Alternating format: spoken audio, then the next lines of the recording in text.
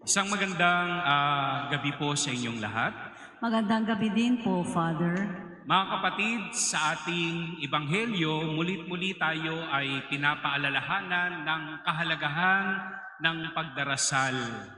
Mga kapatid, bilang Katoliko, bilang Kristiyano, ang pagdarasal ay isang bagay na dapat na palagi at araw-araw nating ginagawa. Dapat ito ay bahagi na ng ating buhay, bahagi ng ating pag-iral. Huwag sana po nating hahayaan na tayo'y mabubuhay sa araw-araw nang hindi tayo nagdarasal. At sana makita po natin mga kapatid na ang pagdarasal ay hindi po isang obligasyon. Minsan sa ating pag-iisip, ang dami-dami nating dinarasal na nobina, ang dami-dami nating dinarasal na mga uri ng dasal, at tayo ay napepersa na magdebosyon ng kung ano-anong debosyon, nagsisimba araw-araw, nagsisimba linggo-linggo, na ang ating pag-unawa sa ating ginagawa ay isang responsibilidad at pananagutan. Kaya kapag hindi natin nagawa, ang pakiramdam natin dahil responsibilidad, ang bigat-bigat ng ating kasalanan. Para bang ang bigat tingnan, ang bigat tanggapin, kung ang ginagawa nating pagdarasal at pagsisimba ay dahil ito'y isang pagganap sa obligasyon lang. Sana makita po natin na tayo'y nagdarasal, na tayo'y nagsisimba, yun ay dahil hindi lang isang obligasyon, kundi ito'y isang pagkakataon upang tayo ay bumuo ng relasyon. Few days ago, ang ating Ebanghelyo ay tungkol doon sa mga alagad na nagsabi sa ating Panginoon, Panginoon, turuan niyo kaming magdasal. Katulad ng kung paano si Juan Bautista ay tinuturuan ang kanyang mga tagasunod. Kaya naman nagturo ang ating Panginoon at ang tinuro niyang dasal ay Ama namin. At napakaganda ng dasal na ito sapagkat ito'y nagbubukas na ang pagdarasal natin sa Diyos ay isang pagpapahayag ng ugnayan at relasyon natin sa Kanya, sapagkat sa unang bahagi pa lang, pagbuka ng ating bibig sa ating dasal na Ama namin, ipinapahayag na natin ang kaugnayan at relasyon natin sa ating Diyos. Siya'y tinatawag nating Ama, so therefore tayo ay Kanyang anak. So sana at sa ganung larawan maintindihan at maunawaan natin, magdadasal tayo, dadalo tayo ng pagdiriwang ng misa hindi dahil isang obligasyon, kundi pagkakataong bumuo ng relasyon. Ayun. At sa pagdarasal natin mga kapatid, mahalaga na sa ating pagtingin sa Diyos ay dapat ay hayaan natin ang Diyos na maging Diyos para sa atin. Minsan may mga pagkakataon kasi na kapag nagdarasal tayo sa ating isipan, kapag binuka na natin ang ating bibig at hiningi na natin sa Diyos ang ating mga hinihingi, mga dasal natin, hangarin natin, yung bang tipong wala nang iba pang pwedeng gawin ang Diyos, kundi ibigay kung ano ang gusto natin. Minsan, nagiging demanding tayo sa Diyos, Minsan nagiging self-entitled tayo sa Diyos para sa ating pagdarasal ay ang hihingin natin ay kung ano yung gusto lang natin. Pero kailangan maunawaan natin na ang ating Diyos ay may angking karunungan. Ang ating Diyos ay may sariling panahon. Ang Diyos natin ay iba ang pag-iisip kumpara sa ating pag-iisip. Iba ang karunungan kumpara sa ating karunungan. Kaya kung titingnan natin, kung hahayaan natin ang Diyos na tumugon sa ating dasal, hindi natin pwedeng idikta sa Diyos kung ano ang kanyang magiging tugon sa ating dasal. Kailangan maunawaan natin na iba't iba ang paraan ng pagtugon ng Diyos sa ating mga dasal. Sometimes, immediately, sinasagot agad ng Diyos ang ating dasal. At iyon ay talagang nakakataba ng ating puso. Talagang parang tayo'y natutuwa at sumisigla sapagkat agad-agad nakikita natin kung paano kumikilos ang Diyos sa ating buhay at nakukuha natin ang gusto natin. Sapagkat iyon ang bagay na alam ng Diyos. na talagang kailangan natin. Kaya agad ay tumutugon siya sa ating dasal. Pero kung babalikan natin ang karanasan natin, maraming pagkakataon, nagdasal tayo, pero sumagot ang Diyos ng oo, pero kailangan nating mag-antay. May tamang panahon para sa Diyos. Ang biyaya ay hindi lang niya binibigay basta-basta. Pinaghahandaan niya po ito, pinaplano. Kumbaga sa pagkain, ito'y inihahanda ng maayos at ibibigay sa atin ng Diyos sa tamang panahon. Kaya tayo na nananalig sa Diyos sa ating pagdarasal, mahalaga na marunong maghantay. Pero minsan, may tugon ang Diyos na madalas hindi naiintindihan ng mga tao. Yung tugon ng Diyos na ito, palaging dahilan kung bakit ang tao ay nagtatampo. Yung tugon ng Diyos na ito, kadalasan, itong nagiging dahilan kung bakit may mga taong tumatalikod na at hindi na naniniwala sa Diyos. Bakit? Sapagkat may pagkakataon, ang sagot ng Diyos ay katahimikan sa ating dasal. Ang sagot ng Diyos ay kawalan. Ang sagot ng Diyos minsan sa ating dasal ay hindi. No. He will not give us what we wanted. At nakakatampo yung ganitong pagkakataon. Nakakasama ng loob minsan. At minsan nagkukumpara tayo sa kung anong natatanggap ng ibang tao sa ating natatanggap. Pero alam niyo po ba mga kapatid, even a no answer from God is a perfect answer from Him.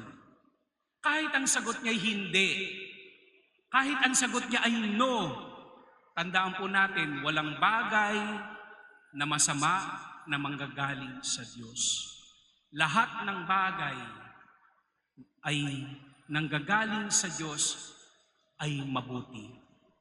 Kaya may mga bagay na hindi siya ibibigay sa atin dahil yon ang makabubuti sa atin. Pero hindi naman nangangahulugan mga kapatid na wala nang ibibigay ang Diyos sa atin. Merong kaloob pa rin ang Diyos. Sabi nga po, alternatibo. Pero hindi tama ang term na alternatibo. Kung ano man ang tugon ng Diyos sa ating dasal, iyon ang pinaka-the best. Iyon yung pinaka-kailangan natin sa araw-araw. Minsan nakakatampo kasi hindi naman sakto sa ating hiningi. Minsan ang sukat natin kulang, hindi sapat ang kanyang binibigay.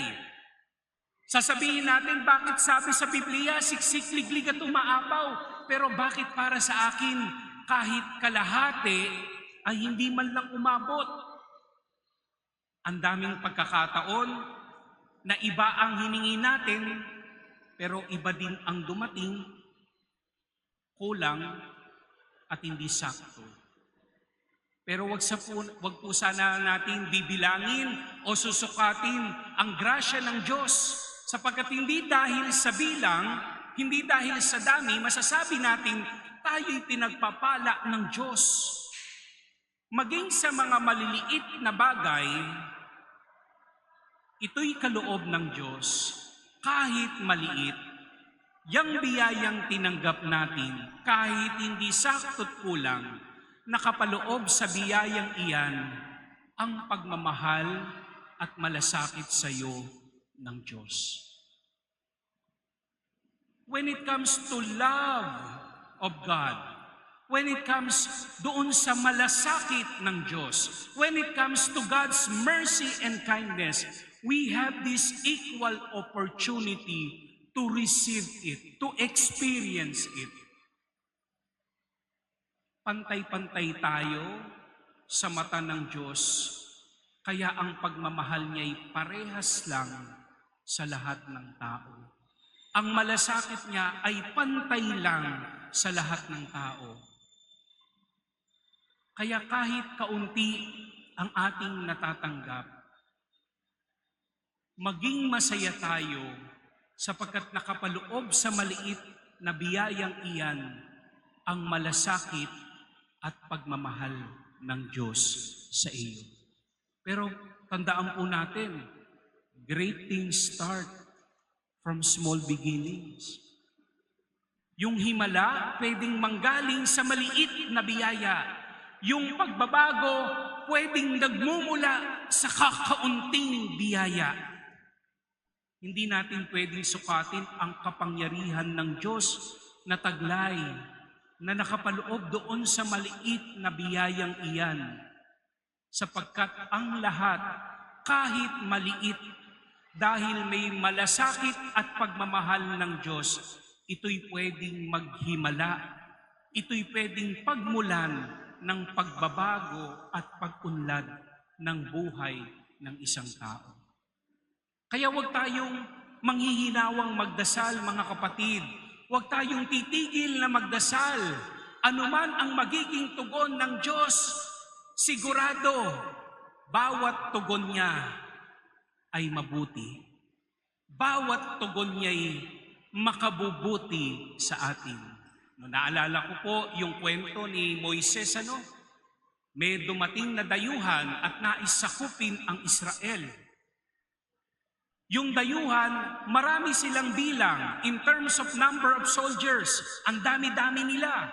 At sila ay advanced in terms doon sa armas, panggera. Samantalang itong Israelita, kakaunti ang mga sundalo nila. Tapos yung kanilang kagamitan ay hindi ganun kaabanse katulad ng kalaban nila. Kung tutuusin, by practical reason, matatalo sa gera ang Israel. Pero anong ginawa ni Moises? Nagdasal siya. Itinaas niya ang kanyang dalawang kamay. At habang itinataas niya ang kanyang dalawang kamay, lo and behold, nananalo ang mga Israelita. Pero dahil nangangawit ang kamay niya, bumababa ang kamay niya, at sa tuwing bumababa ang mga kamay niya, natatalo naman ang mga Israelita. Kaya to the rescue si Aaron at saka isa pang kasama. Parehas nilang hinawakan ng kamay ni Moises, kasabay ni Moises sila'y nanalangin, and lo and behold, again, bago lumubog ang araw, sa hindi maipaliwanag na dahilan, natalo ng mga Israelita ang malakas na puwersa ng kalaban. Mga kapatid, ang buhay natin ay isang pagsubok na para tayong humaharap sa maraming gera ng buhay. Ang dami nating mga bagay na haharapin, pero hinaharap tayo sa realidad na kulang tayo sa lakas. Kulang tayo sa talino. Maraming bagay hindi natin kayang maunawaan. Maraming bagay na hindi natin mapanghawakan. Maraming bagay na hindi natin makokontrol. Pero kung sa dasal, tayo'y luluhod, itataas ang kamay, at ipapaubaya ang ating buhay, merong Diyos na nakaririnig ng ating hinaing. Merong Diyos na mabango sa kanyang tainga ang tinig ng mga taong nahihirapan. Napakikinggan ng Diyos higit lalo ang dasal ng mga taong api at dukha. Kumatok kayo at ang pinto ay bubuksan sa inyo. Maghanap kayo at makasusumpong kayo. Humingi kayo at makatatanggap kayo. Napakabuti ng ating Diyos, tunay na bukas ang palad niya palagi upang ang biyaya't kailangan natin ay kanyang ibigay sa araw-araw. Napakaganda ng dasal na Ama namin. Bigyan mo kami ng aming kakanin araw-araw. At hindi pumapalya ang Diyos sa pagbibigay ng mga bagay na kailangan natin araw-araw. Amen.